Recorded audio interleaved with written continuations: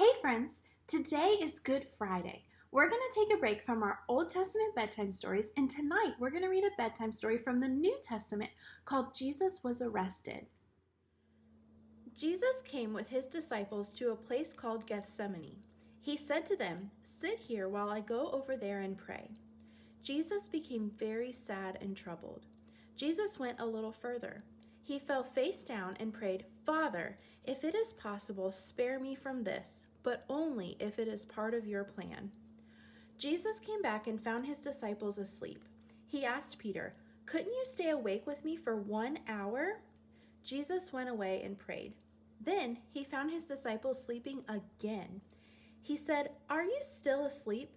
Get up, for it is almost time. Someone is going to betray me."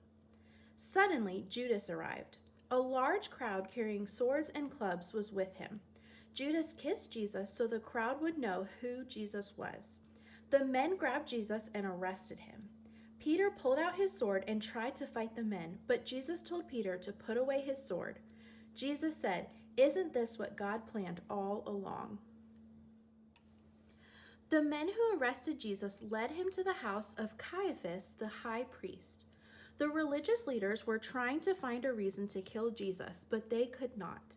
The high priest asked, "Do you have anything to say? Are you the Messiah, the Son of God?"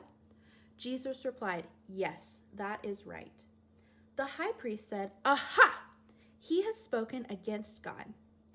Caiaphas and the religious leaders did not want to believe that Jesus is God's son. They said Jesus was lying, but Jesus was telling the truth. The crowd said, "He deserves to die." They spit in Jesus' face and hit him. The next morning, the religious leaders decided how they would kill Jesus. Then they took him to Pilate, the governor.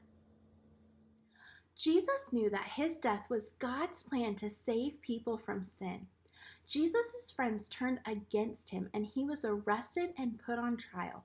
But Jesus followed his Father's plan in order to bring salvation to the world.